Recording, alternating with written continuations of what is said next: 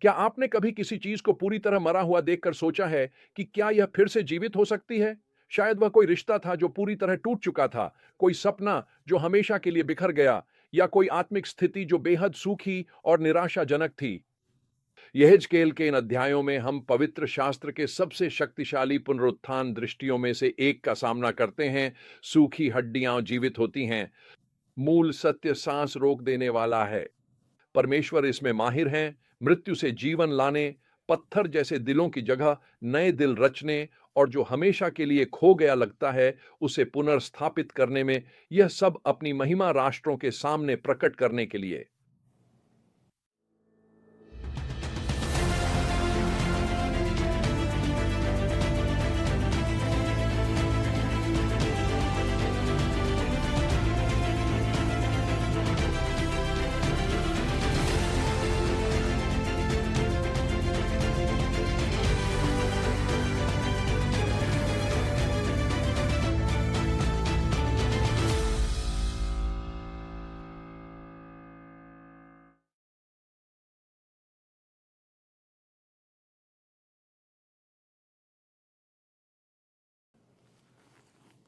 यह खंड अध्याय 35 में शुरू होता है, जहां परमेश्वर एदोम यानी सईर पर्वत पर न्याय करते हैं, जिन्होंने इज़राइल के पतन पर खुशी मनाई थी। लेकिन जल्दी ही ध्यान अध्याय 36 और 29 में परमेश्वर की चौंकाने वाली पुनरुत्थान की प्रतिज्ञाओं पर मुड़ता है। यह विरोधाभास बहुत प्रभावशाली है।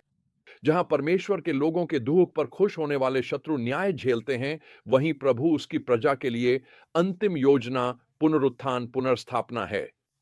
अध्याय 36 में पवित्र शास्त्र के सबसे गहरे आत्मिक नवीनीकरण के अंशों में से एक है।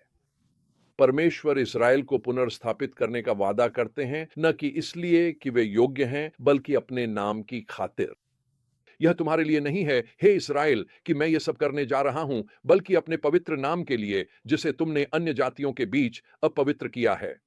अध्याय 36 आयत 22।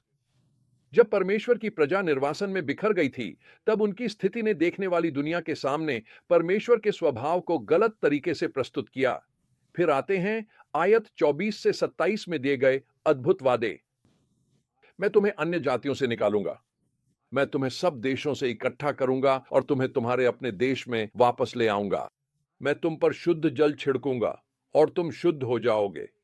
मैं तुम्हें तुम्हारी सारी अशुद्धियों और तुम्हारे सब मूर्तियों से शुद्ध करूंगा। मैं तुम्हें एक नया हृदय दूंगा और तुम्हारे भीतर एक नई आत्मा डालूंगा।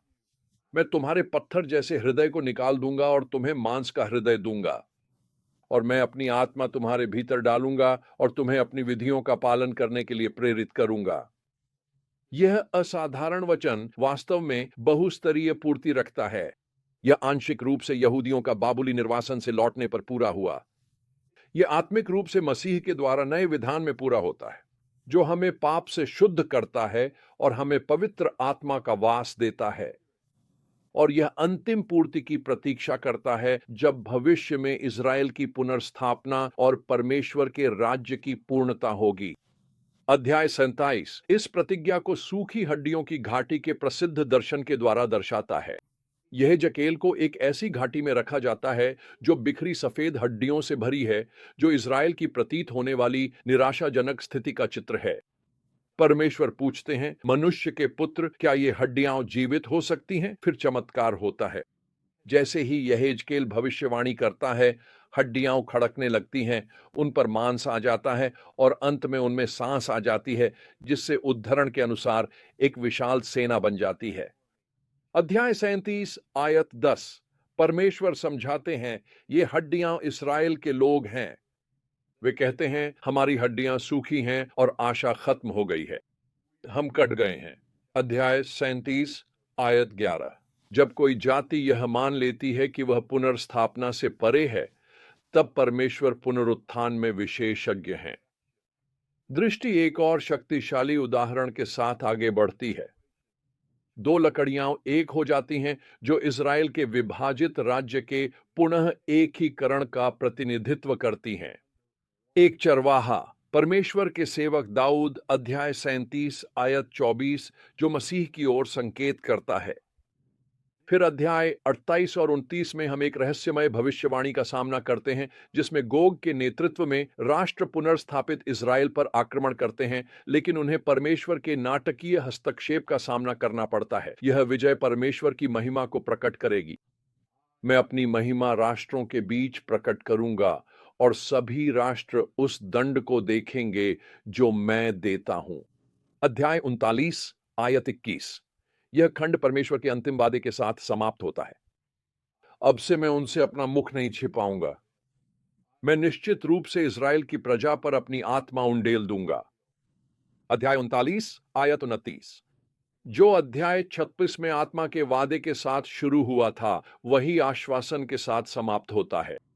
अपने लोगों के साथ परमेश्वर की उपस्थिति हमेशा ही सबसे बड़ी पुनर्स्थापना है। मैंने यह रवांडा में देखा। नरसंहार के कुछ ही महीनों बाद केवल 100 दिनों में लगभग 6 लाख से 10 लाख लोगों की हत्या कर दी गई थी।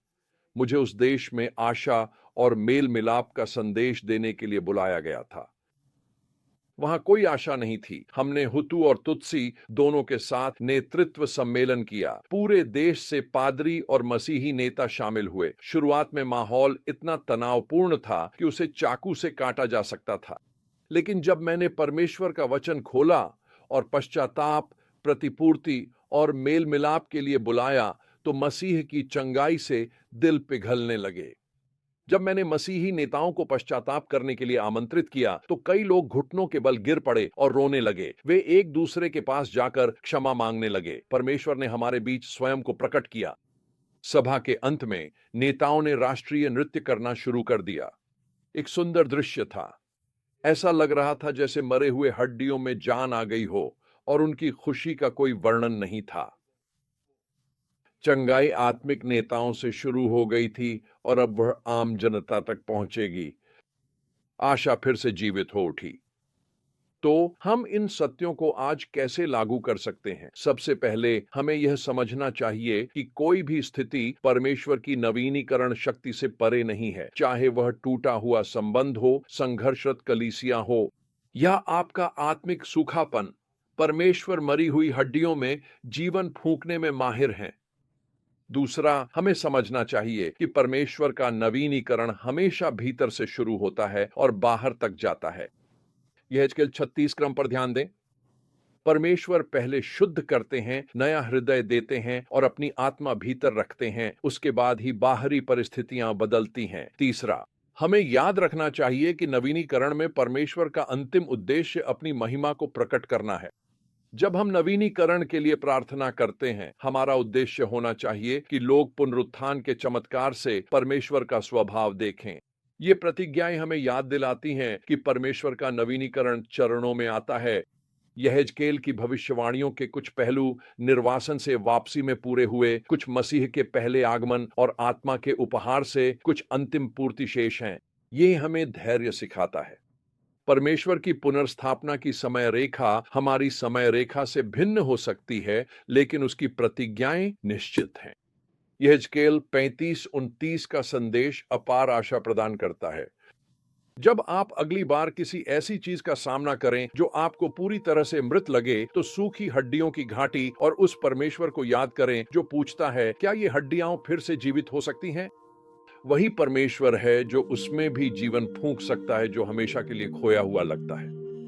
हमारा कार्य केवल मृत परिस्थितियों में परमेश्वर का वचन बोलना है और फिर देखना है कि उसकी पवित्र आत्मा उसमें कैसे अद्भुत रूप से जीवन लाती है।